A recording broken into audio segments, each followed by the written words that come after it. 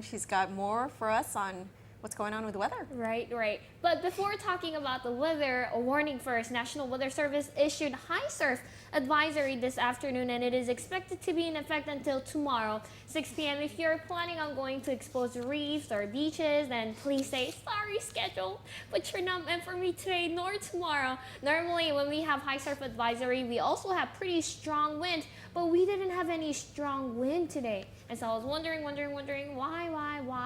why we have high surf advisory when there is no harsh wind. Simple reason is because of where shear line is located at. The shear line that's making surfs rough seems to be near the north of Saipan and not so close to Guam. National Weather Service says if you're on north of the shear line, like on Saipan or Tinian, expect more winds and scattered showers tonight and tomorrow. But if you're on the south of the shear line, like on Guam or Rota, then expect isolated showers and less wind.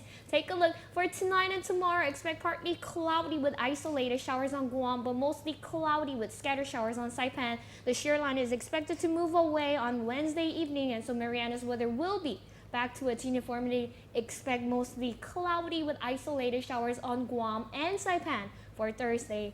Winds are pretty light on Guam right now, but it will eventually build up starting midnight. The wind speed will be around 5 to 10 miles per hour, 10 to 15 tomorrow and 10 to 20 on Thursday. However, on Saipan, the winds are expected to blow up to 20 miles per hour for tonight as well as next 2 days. More rain, more winds, but Saipan's temperature is also expected to be lower than that of Guam. On Guam, we're expecting highs around upper 80s and lows are around upper 70s, as you can see on the slides. But on Saipan, expect about 2 degrees lower than what you see on the slides. The shear line that is causing this difference in weather can come near Guam and bring us some showers, but at this time, we're not too sure if that will happen or not. Wow, so it's actually a really nice time to be in Saipan, I guess, for the weather, for in terms of the temperature. Yes. Yeah. It's colder there than here. Rainy too. All right, well, thanks, Joanna, for that weather report. Thank you. Thank you. So the Guam Memorial Hospital opened the doors to their new urgent care center today after a year of planning. PNC's Rosel Romanes toured the new facility and will show us how it looks. The Guam Memorial Hospital celebrated the opening of its urgent care center. The new $30,000 facility, funded by tax revenues from gaming machines, has a staff of 3 nurses, a ward clerk, and a physician ready to assist patients. It's wonderful, you know, that what we have done with such a small place, and now it's going to be urgent care. We have like 5 exam rooms altogether, you know, for urgent care, and we designated 1 room as our specialty room, wherein we will do procedures like suturing or some of our GYN procedures, EKG. The much-awaited clinic will relieve stress on the emergency room, which handles all urgent patients in addition to emergencies. The urgent care should take care of them a lot quicker and a lot more expeditiously than the ER will. And so, you know, folks will be triaged to urgent care, from the ER to urgent care, or folks that are coming specifically to urgent care can come at the same entrance to the ER, and then they'll be directed to urgent care. The new urgent facility is open 5 days a week from 3 in the afternoon to 11 in the evening.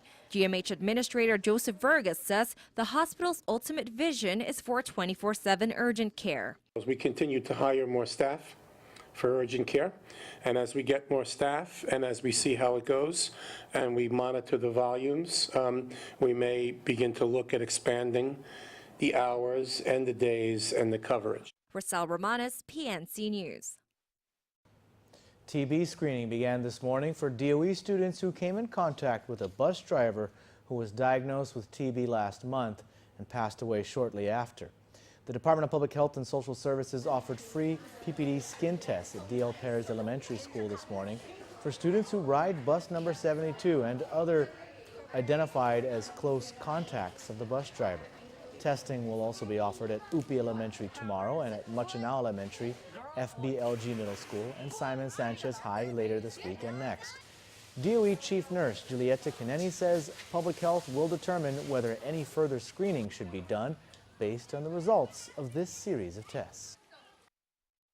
We collaborate collaborate, of course, with the Department of Public Health. Currently, we have our listing of students that need to be screened based upon the results. If there's another active case, Public Health will then determine how wider the contact investigation will go. But for now, it's just what is identified initially that needs to be screened. So that's what we do right now. Parents are reminded that their child needs to bring a signed parent consent form with them to be screened. More than 2,000 students, jurors, and DPW employees are being screened for TB. The Department of Youth Affairs began drug testing employees today. Director Adonis Mendiola says positions in the area of health, counseling, public safety, security, or law enforcement underwent urinalysis as part of the government's drug-free workplace policy. He says the testing ensures that the care, custody, and safety of clients at DYA is of utmost importance. The tests were randomly performed and done throughout the day. Mendiola emphasizes that law enforcement officials who fail the drug test will be dismissed. The drug test results are expected to be available in 3 to 5 days. The Navy is happy with the work that Guam's ship repair facility has been doing. The facility is now being operated by Cabris Marine. And today, the Navy showed PNC a ship that Cabris Marine is currently fixing. Joseph Casali, the CO of Military Sealift Command, says that they are pleased with the work that Cabris Marine and Guam's ship repair facility are doing on the USNS Amelia Earhart. Cabris Marine has been doing excellent work since the ships arrived, and we look forward to continuing to do good work with them in the future. This work includes some routine repairs to tanks and system upgrades, but it also includes some structural repairs. These structural repairs involve replacing some sections of the ship's hull that were recently damaged. I think what is illustrated here is that when a ship does sustain some sort of damage out at sea, it can come to Guam to get work done and get repaired here, because this is the closest place to where we operate, which is out here in the middle of the Pacific. In fact, the Cabris Marine Ship Repair Facility is the only American integrated maintenance ship repair facility in the Western Pacific. I think the public should know that Guam has a very capable ship repair presence on island, not only for emergent repairs such as what we have here, but for routine repairs. Currently, we're staffed with up to 232 people who are of various trades capabilities. So we can do anything from hull work, which requires welders, to piping work, which requires people like pipe fitters, or even electrical work on the ship. The ship pulled into port in the beginning of January, and repairs should be done by sometime in February. What does it mean to do family right? International speaker Dr. Dave Curry is on Guam to challenge the community to make the most of their family relationships. Curry and his wife Donalyn will speak at an all-day marriage workshop this Saturday beginning at 8:30 at Bayview Baptist Church. The cost is $30 per couple, but free childcare will be provided to those who register in advance. On Friday evening, parents are invited to learn how to protect children from online dangers. The iParent event begins at 6:30 at Bayview Baptist Church. Dr. Curry says you don't have to be a Christian to benefit from the advice offered during his programs. We have a lot of people come that don't have any faith background, but they just want a better marriage. Matter of fact, I ran a TV show back in Canada, U.S. for 6 years, and it wasn't a faith-based show, as it were. It was helping people get to a better place in their life, in their marriage, basically with their most important relationships, i.e. spouse, kids, extended family, etc. For more information on the events or to register, go online at bayviewguam.com. All right, now let's check out Blake Watson to see